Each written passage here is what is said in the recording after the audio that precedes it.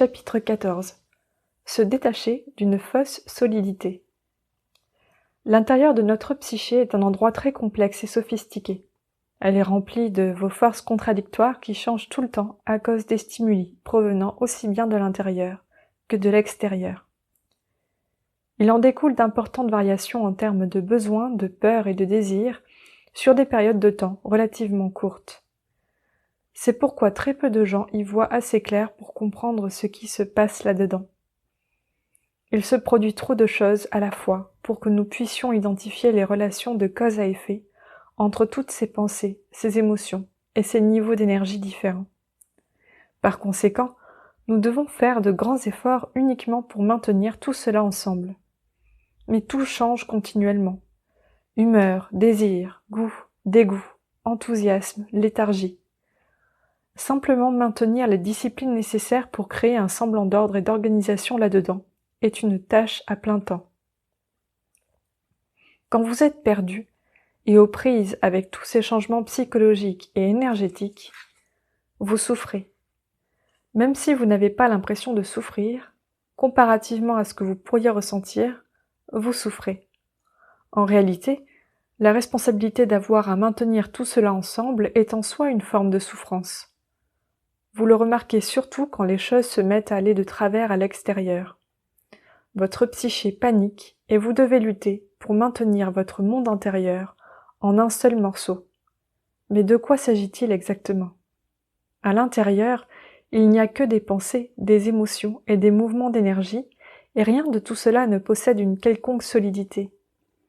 On dirait plutôt des nuages qui vont et viennent à travers un vaste espace intérieur. Mais vous essayez de les retenir, comme si la consistance pouvait remplacer la stabilité. Les bouddhistes ont un terme pour cela, s'accrocher. Au bout du compte, s'accrocher résume toute l'activité de la psyché. Pour comprendre ce que nous entendons par s'accrocher, nous devons d'abord comprendre qui s'accroche à quoi. En allant toujours plus profondément en vous-même, vous découvrirez naturellement qu'il existe un aspect de votre être qui est toujours là et qui ne change jamais. C'est votre sentiment d'être conscient, votre conscience.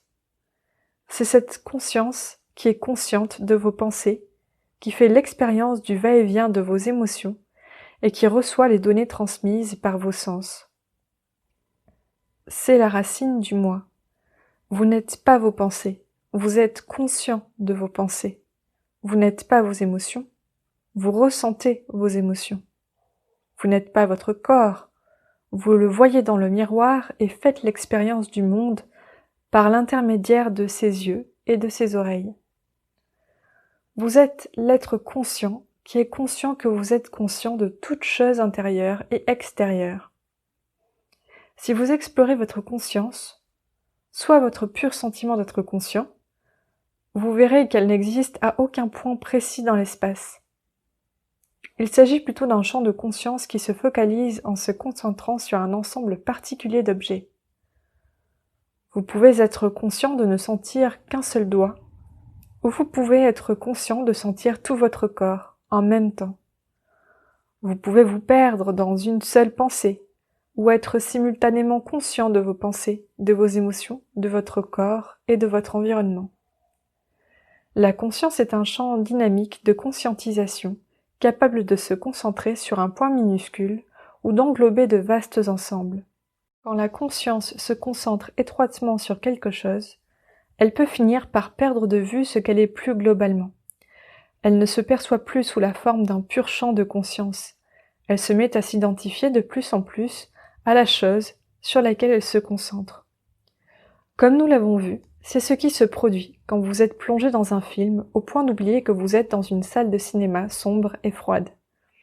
Dans ce cas précis, vous avez cessé de vous concentrer sur votre corps et votre environnement pour vous concentrer uniquement sur le monde du film. Vous êtes littéralement plongé dans l'expérience. Cela peut s'étendre à votre expérience de la vie dans son ensemble. Votre sentiment d'être est déterminé par les objets sur lesquels vous concentrez votre attention. Mais qu'est-ce qui détermine vers quoi vous concentrez votre attention? Sur le plan le plus fondamental, Le mouvement est simplement déterminé par toute chose qui capte votre attention parce qu'elle se démarque du reste. Pour le comprendre, imaginez que votre conscience observe un vaste espace vide. Imaginez à présent que différents objets de pensée traversent doucement, au hasard, cet espace. Un chat, un cheval, un mot, une couleur, une pensée abstraite. Ils flottent sporadiquement à travers votre conscience. Disons à présent que l'un de ces objets se démarque des autres. Il capte votre attention et vous amène à vous concentrer. Vous vous rendez immédiatement compte que plus vous vous concentrez sur l'objet, plus celui-ci se déplace lentement. Jusqu'à ce que finalement, si vous vous concentrez sur cet objet assez longtemps, celui-ci s'arrête. La force de la conscience parvient à maintenir l'objet dans un état stable, simplement en se concentrant sur lui. Tout comme un poisson ne peut traverser un bloc de glace, qui n'est pourtant que de l'eau concentrée, de même les énergies mentales et émotionnelles s'immobilisent quand elles rencontrent une attention concentrée. Le simple fait de différencier la quantité d'attention allouée à un objet particulier parmi tant d'autres vous amène à vous accrocher à celui-ci. Et par conséquent, ces pensées et ces émotions demeurent au même endroit assez longtemps pour devenir une composante de la psyché. S'accrocher est l'une des actions les plus fondamentales. Parce que certains objets demeurent dans la conscience alors que d'autres passent à travers, votre sentiment d'attention tisse des liens plus forts avec les premiers. Ils deviennent pour vous des points fixes qui vous aident à vous orienter, à établir des relations et à vous sentir en sécurité, même si tout change constamment à l'intérieur. Et ce besoin de vous orienter s'étend aussi au monde extérieur. Même si vous vous accrochez à des objets intérieurs, vous les utilisez pour vous orienter et établir des relations avec la multitude des objets physiques qui entrent en vous par l'intermédiaire de vos sens. Vous créez ensuite des pensées qui lient tous ces objets ensemble et vous vous accrochez à cette nouvelle structure. Vous finissez par tenir tellement à cette structure intérieure que vous construisez tout votre moi autour d'elle. Parce que vous vous y accrochez, cette structure reste immobile. Et parce qu'elle est immobile, vous y tenez plus qu'à tout le reste. C'est la naissance de la psyché. Au milieu d'un esprit vide en expansion, en vous accrochant à des objets qui passent, vous créez un îlot qui a l'apparence de la solidité.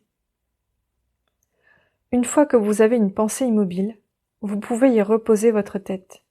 Puis, à mesure que vous vous accrochez à de plus en plus de pensées, vous construisez une structure intérieure sur laquelle votre conscience pourra se concentrer. Plus votre conscience se concentre sur cette structure mentale, plus vous aurez tendance à l'utiliser pour vous définir. En nous accrochant, nous créons les briques et le ciment avec lesquels nous construisons notre moi conceptuel. Au milieu de ce vaste espace, en n'utilisant rien d'autre que la vapeur de vos pensées, vous créez une structure apparemment solide sur laquelle vous reposez. Qui est ce moi que vous croyez perdu et pour lequel vous essayez de construire un concept de vous-même afin de vous retrouver? Cette question représente l'essence même de la spiritualité. Vous ne vous trouverez jamais vous-même dans ce que vous avez construit pour vous définir. Vous êtes celui qui construit. Vous pouvez assembler la plus belle collection de pensées et d'émotions. Vous pouvez construire une structure extraordinairement belle, stupéfiante, intéressante et dynamique, mais de toute évidence, tout cela n'est pas vous. Vous êtes celui qui a fait tout cela. Vous êtes celui qui était perdu, effrayé et confus parce qu'il portait son attention sur autre chose que sa conscience de soi. Dans un moment de panique, croyant être perdu, vous avez appris à vous accrocher et à vous retenir aux pensées et aux émotions qui passaient devant vous. Vous les avez utilisées pour créer une personnalité, un personnage, une image de vous-même qui vous permettrait de vous définir. Votre conscience s'est arrêtée sur les objets dont elle était consciente et elle s'est crue chez elle.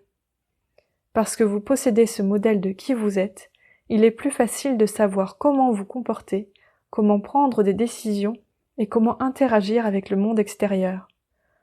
Si vous osez l'examiner de près, vous verrez que vous avez vécu toute votre vie en vous appuyant sur le modèle que vous avez construit autour de vous. Soyons encore un peu plus spécifiques.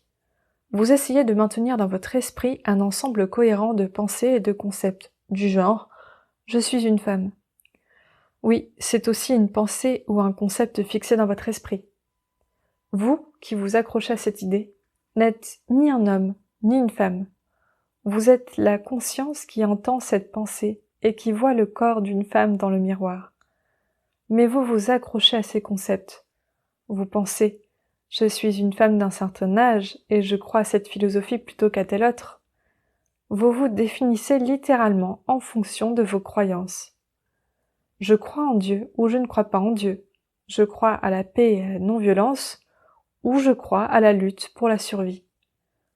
Je crois au capitalisme ou je crois au néo-socialisme. Vous choisissez un ensemble de pensées et vous vous cramponnez à celle-ci. Vous en faites une structure relationnelle extrêmement complexe, puis vous présentez le résultat comme étant ce que vous êtes. Mais ce n'est pas ce que vous êtes. Ce ne sont que des pensées dont vous vous entourez pour essayer de vous définir. Et vous agissez ainsi parce que vous êtes perdu à l'intérieur. Essentiellement, vous essayez de créer un semblant de stabilité et d'équilibre à l'intérieur. Ceci génère un faux mais bienvenu sentiment de sécurité. Vous voulez également que les personnes autour de vous fassent la même chose. Vous voulez que les gens soient suffisamment stables pour être en mesure de prédire leur comportement. Dans le cas contraire, cela vous perturbe. Il en est ainsi parce que vos prédictions concernant leur comportement font partie de votre modèle intérieur. Cet écran protecteur, composé de croyances et de concepts portant sur le monde extérieur, agit comme un isolant entre vous et les gens avec lesquels vous interagissez. En ayant des notions préconçues par rapport au comportement des autres, vous vous sentez plus en sécurité et plus en maîtrise de la situation. Imaginez la peur qui s'emparerait de vous si cet écran disparaissait. Avez-vous déjà permis à quelqu'un d'avoir accès à votre véritable moi intérieur sans la protection de votre amortisseur mental? Non, même pas à vous-même. Les gens ne montrent qu'une façade. Ils reconnaissent même que certaines façades sont un peu plus réelles que d'autres. Vous allez au travail et disparaissez derrière votre façade professionnelle, mais vous vous dites alors « Au moins à la maison, avec ma famille et mes amis, je peux être moi-même ». Votre façade professionnelle cède alors la place à une façade plus détendue et plus sociable. Mais qu'en est-il de vous qui maintenez cette façade? Personne n'en approche. C'est tout simplement trop effrayant. Votre moi est beaucoup trop loin pour qu'on s'occupe de lui. Donc nous nous accrochons tous et nous construisons. Certains d'entre nous sont plus doués que les autres. Dans la plupart des sociétés, vous êtes récompensé en fonction de votre capacité à vous accrocher et à construire. Si votre modèle est construit à la perfection et que vous vous comportez toujours de la même façon, vous aurez réussi à créer quelqu'un. Et si ce quelqu'un est quelque chose dont les autres ont besoin ou envie, vous pouvez devenir très populaire et très prospère. Vous êtes cette personne. Elle s'est incrustée en vous dès votre plus jeune âge et vous ne vous en êtes jamais écarté. Vous pouvez devenir très bon à ce jeu de création. Si la personne que vous avez créée ne reçoit pas la popularité et le succès que vous escomptiez, vous pouvez modifier vos pensées en conséquence. Ce n'est pas que ce soit mal d'agir ainsi. De toute évidence, tout le monde le fait. Mais qui est le moi qui fait cela? Et pourquoi le faites-vous? Il est important de comprendre que vous ne choisissez pas seul les pensées auxquelles vous vous accrocherez et la personne que vous créerez. La société a également son mot à dire. Il existe des comportements socialement acceptables ou inacceptables pour presque tout. Comment s'asseoir, comment marcher, comment parler, comment s'habiller et comment ressentir les choses. Comment notre société parvient-elle à incruster ces structures mentales et émotionnelles en nous? Quand vous réussissez à faire ce qu'on attend de vous, vous êtes récompensé par des embrassades et une pluie d'accolades. Quand vous n'y arrivez pas parfaitement, vous êtes puni, soit physiquement, mentalement ou émotionnellement. Voyez comme vous êtes agréable avec les gens quand ils se comportent conformément à vos attentes. Pensez à présent à la façon dont vous vous renfrognez et leur tournez le dos quand ils vous déçoivent. Sans parler de vous mettre en colère, voire d'être violent envers eux. Qu'êtes-vous en train de faire? Vous essayez de modifier le comportement d'une personne en laissant une empreinte dans son esprit. Vous tentez de modifier ses croyances, ses pensées et ses émotions, de façon à ce qu'elles se comportent conformément à vos attentes la prochaine fois. En réalité, nous nous conduisons tous les jours ainsi, les uns envers les autres. Pourquoi acceptons-nous tout cela? Pourquoi nous soucions-nous tant de savoir si les autres acceptent la façade que nous leur présentons? Tout cela se résume à comprendre pourquoi nous nous accrochons à la conception que nous avons de nous-mêmes. Si vous arrêtez de vous y accrocher, vous verrez pourquoi vous avez tendance à le faire. Si vous laissez tomber votre façade et que vous ne la remplacez pas par une autre, vos pensées et vos émotions n'auront plus de point d'ancrage et se mettront à passer à travers vous. Ce sera une expérience très angoissante. Vous éprouverez un sentiment de panique au plus profond de vous-même. Et vous serez incapable de vous orienter. C'est ce que les gens ressentent quand il se produit quelque chose d'important à l'extérieur d'eux qui ne correspond pas à leur modèle intérieur. La façade cesse de fonctionner et commence à s'écrouler. Quand elle ne peut plus vous protéger, vous paniquez et prenez peur. Toutefois, vous découvrirez que si vous êtes prêt à faire face à ce sentiment de panique, il est possible de le surmonter. Vous pouvez remonter plus loin dans la conscience qui en fait l'expérience, et la panique cessera. Vous éprouverez alors un sentiment de paix comme vous n'en avez jamais connu. C'est quelque chose que très peu de gens finissent par découvrir, mais cela peut s'arrêter.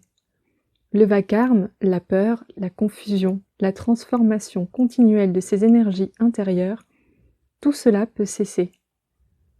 Vous pensiez que vous deviez vous protéger, alors vous vous accrochiez à toutes les choses qui passaient devant vous et vous vous cachiez derrière elles. Vous preniez tout ce sur quoi vous pouviez mettre la main et vous vous accrochiez à tout cela dans l'espoir de construire quelque chose de solide. Mais vous pouvez lâcher prise et refuser de jouer à ce petit jeu. Vous devez simplement prendre le risque de lâcher prise et d'affronter la peur qui vous poussait à agir ainsi. Puis vous pourrez passer à travers cette partie de vous-même et tout sera fini. Cela s'arrêtera. Après toutes ces luttes, vous n'éprouverez plus qu'un sentiment de paix. Ce voyage consiste à aller exactement là où vous vous efforciez de ne pas aller. Tandis que vous traverserez cet état de grande agitation, la conscience elle-même sera votre seul repos. Vous prendrez conscience que d'énormes changements sont en train de se produire. Vous prendrez conscience qu'il n'y a rien de solide, et vous vous y habituerez. Vous prendrez conscience que chaque instant de chaque jour suit son cours et que vous n'avez aucune emprise sur cela, ni désir d'en avoir. Vous n'avez plus ni concept, ni espoir, ni rêve, ni croyance, ni sentiment de sécurité. Vous ne construisez plus de modèles mentaux de ce qui est en train de se dérouler, mais la vie suit son cours de toute façon. Vous êtes parfaitement à l'aise avec le fait d'en être simplement conscient. Voici cet instant, puis le prochain instant, et puis un autre. Mais il en a toujours été ainsi. Votre conscience a toujours vu défiler devant elle un instant après l'autre. La différence est qu'à présent, vous êtes conscient de ce qui se passe. Vous voyez que vos émotions et votre esprit réagissent à ces instants qui passent devant vous, et vous ne faites rien pour les arrêter. Vous ne faites rien pour essayer de les maîtriser. Vous laissez simplement la vie suivre son cours, à l'extérieur et à l'intérieur de vous. Si vous entreprenez ce voyage, vous entrerez dans un état tel que vous verrez exactement comment le déroulement de ces moments vous inspire un sentiment de peur. Cette tendance existe parce que vous n'avez pas la maîtrise de la situation et cela vous met mal à l'aise. Mais si vous voulez vraiment y échapper, vous devez être prêt à simplement observer cette peur sans vous en protéger. Vous devez être prêt à voir que toute votre personnalité vient de ce besoin de vous protéger.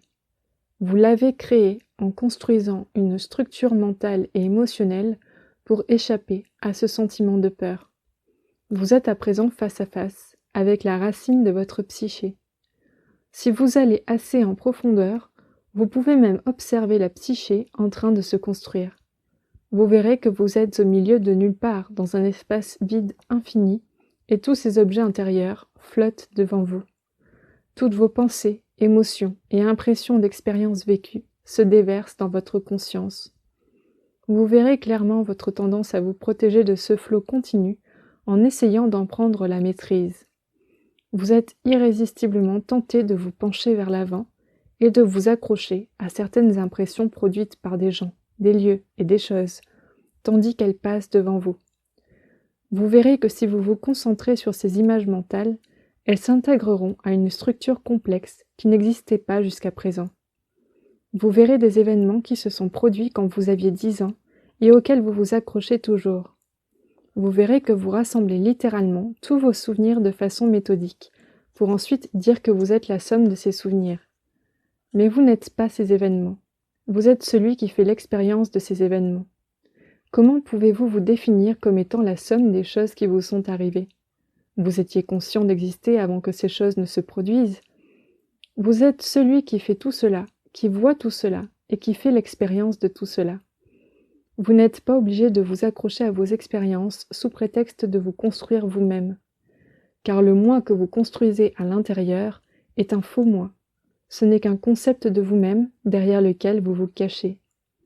Depuis combien de temps êtes-vous caché là-dedans, à lutter pour tout maintenir ensemble? Chaque fois qu'il y a un problème avec le modèle que vous avez construit pour vous protéger, vous le défendez et avancez des explications logiques pour le maintenir en place. Votre esprit continuera de lutter tant que vous n'aurez pas traité convenablement l'événement ou trouvé une façon de le faire disparaître. Les gens ont l'impression qu'il en va de leur propre existence et ils lutteront et argumenteront jusqu'à ce qu'ils reprennent la maîtrise de la situation. Tout cela parce que nous essayons de construire quelque chose de solide là où rien n'est solide. Et à présent, nous devons lutter pour maintenir les morceaux ensemble. Le problème est qu'il n'y a aucune façon de s'en sortir en agissant ainsi. Cette lutte ne nous apportera jamais ni la paix ni la victoire. On vous a dit de ne pas construire votre maison sur du sable. Eh bien, il n'y a pas de meilleur sable. En fait, vous avez construit votre maison dans le vide. Si vous continuez à vous accrocher à ce que vous avez construit, vous devez continuellement et perpétuellement vous défendre. Vous devrez imposer votre ordre aux gens et aux choses afin de pouvoir réconcilier votre modèle conceptuel avec la réalité. Maintenir tout cela ensemble est une lutte de tous les instants. Vivre une vie spirituelle, c'est refuser de participer à cette lutte. C'est comprendre que les événements qui se produisent appartiennent à l'instant où ils se sont produits. Ils ne vous appartiennent pas, ils n'ont rien à voir avec vous. Vous devez arrêter de vous définir en fonction de votre relation avec eux et simplement les laisser aller et venir. Ne permettez pas aux événements de laisser une empreinte à l'intérieur de vous. Si, par la suite, vous vous rendez compte que vous pensez encore à ces événements, lâchez prise. S'il se produit un événement qui ne cadre pas avec votre modèle conceptuel et que vous vous mettez à lutter et à chercher une explication logique pour le faire entrer de force, remarquez tout simplement ce que vous êtes en train de faire. Il s'est produit un événement dans l'univers qui ne cadre pas avec votre modèle, et cela vous perturbe. Si vous remarquez simplement ce qui se passe, vous verrez que cet événement est en train de faire exploser votre modèle. Viendra un moment où vous l'apprécierez, car vous ne voudrez plus de ce modèle. Vous considérerez que c'est une bonne chose, car vous ne voudrez plus dépenser d'énergie pour construire et solidifier votre façade. Vous permettrez plutôt aux choses qui perturbent votre modèle d'être la dynamite qui le fera exploser et vous en libérera. C'est ce que signifie vivre une vie spirituelle. Lorsque vous menez une vie spirituelle, vous devenez complètement différent des autres. Ce que les autres veulent, vous n'en voulez pas. Ce que les autres repoussent, vous l'acceptez sans condition. Vous voulez que votre modèle s'effondre et quand quelque chose vous perturbe à l'intérieur, vous vous sentez honoré de vivre cette expérience. Pourquoi les choses que les gens disent ou font devraient-elles vous perturber? Vous êtes sur une planète qui tourne sur elle-même au milieu d'absolument nulle part. Vous êtes ici-bas en visite pour quelques années, puis vous repartirez. Comment vivre sans éprouver le moindre stress? Arrêtez d'être stressé. Si une chose arrive à vous perturber à l'intérieur, c'est qu'elle ne cadre pas avec votre modèle. C'est qu'elle est entrée en collision avec la fausse partie de vous-même que vous avez construite pour être maître de votre propre définition de la réalité. Mais si ce modèle correspond à la réalité, Pourquoi la réalité expérientielle ne cadre-t-elle pas avec celui-ci? En fait, rien de ce que vous pouvez inventer dans votre esprit ne peut être considéré comme étant réel. Vous devez apprendre à être à l'aise avec ces perturbations psychologiques. Si votre esprit devient hyperactif, observez-le, tout simplement. Si votre cœur s'emballe, laissez-le vivre ce qu'il doit vivre. Essayez de trouver une partie de vous-même capable d'observer l'hyperactivité de votre esprit et l'emballement de votre cœur. Cette partie de vous-même est votre planche de salut. Vous ne vous en sortirez jamais en construisant l'un de vos modèles. Pour être libre intérieurement, vous devez passer par celui qui observe, le moi. Le moi ne fait qu'observer le déroulement de vos pensées et de vos émotions, sans que rien ni personne ne s'efforce de les maintenir ensemble. Évidemment, ce sera douloureux. Vous avez échafaudé toute cette structure mentale précisément pour éviter de souffrir. Si vous la laissez s'effondrer, vous ressentirez la douleur que vous vouliez éviter au moment de sa construction. Vous devez être prêt à faire face à la douleur. Si vous deviez vous enfermer dans une forteresse parce que vous avez peur du monde extérieur, vous seriez obligé de faire face à cette peur pour vraiment vivre une existence plus enrichissante. Cette forteresse ne vous protégerait pas, elle vous emprisonnerait. Pour être libre, pour vraiment faire l'expérience de la vie, vous devez en sortir. Vous devez lâcher prise et passer par le processus de purification qui vous libérera de votre psyché. Et vous n'avez pour cela qu'à observer le comportement de votre psyché. La voie vers la sortie passe par la conscience. Arrêtez de définir les perturbations qui affectent votre esprit comme des expériences négatives. Voyez simplement si vous pouvez vous détendre derrière votre esprit. Quand votre esprit est agité, ne vous demandez pas « Que dois-je faire pour y remédier ?» Demandez-vous plutôt « Qui est celui qui remarque cette agitation ?» Avec le temps, vous vous rendrez compte que le centre à partir duquel vous observez ces perturbations ne peut pas être perturbé. S'il semble perturbé, prêtez simplement attention à celui qui est en train d'observer cette perturbation. Au bout d'un moment, cela s'arrêtera. Vous pourrez alors vous reposer dans les profondeurs de votre être, tout en observant votre esprit et votre cœur en proie à l'agitation qu'ils ont eux-mêmes créée. À ce moment-là, vous comprendrez ce que signifie le mot transcendance. La conscience transcende ce dont elle est consciente. Elle est quelque chose d'aussi distinct que la lumière de ce qu'elle éclaire. Vous êtes cette conscience, et vous pouvez vous libérer de toute cette agitation en vous détendant derrière elle. Si vous voulez une paix permanente, une joie permanente et un bonheur permanent, vous devez passer au-delà de votre agitation intérieure. Vous pouvez faire l'expérience d'une vie dans laquelle des vagues d'amour peuvent surgir à l'intérieur de vous chaque fois que vous le désirez. Telle est la nature de votre être. Vous devez simplement passer au-delà de votre psyché. Pour ce faire, vous devez vous défaire de votre tendance à vous accrocher en cessant d'utiliser votre esprit pour construire des structures faussement solides.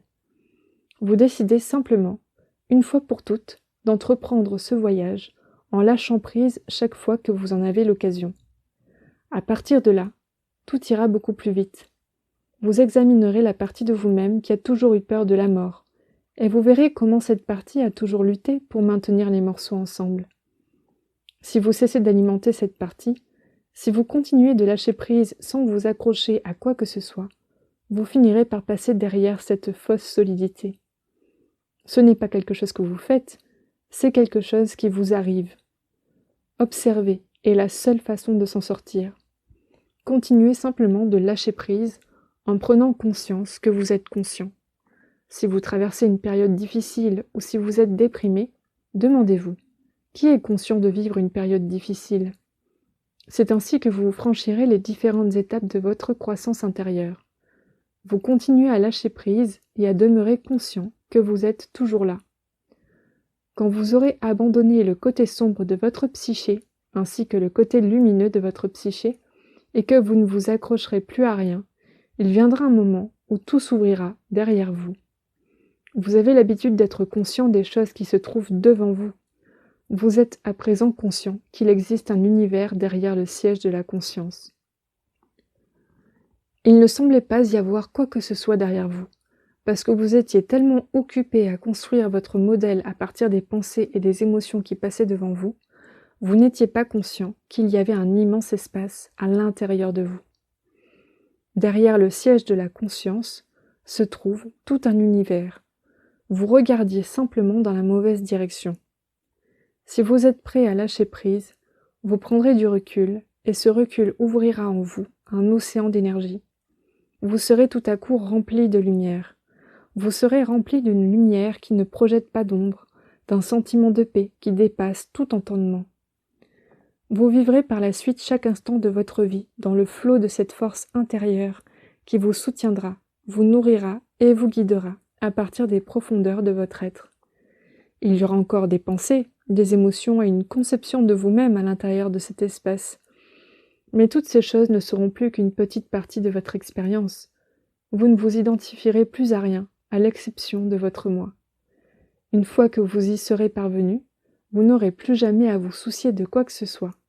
Les forces créatrices se mettront à créer, à la fois en vous et à l'extérieur de vous. Vous baignerez dans la paix, l'amour et la compassion, et vous respecterez néanmoins toutes choses. Nul besoin de s'accrocher à des choses qui ne sont solides qu'en apparence quand on est en paix avec l'expansion universelle de son être véritable.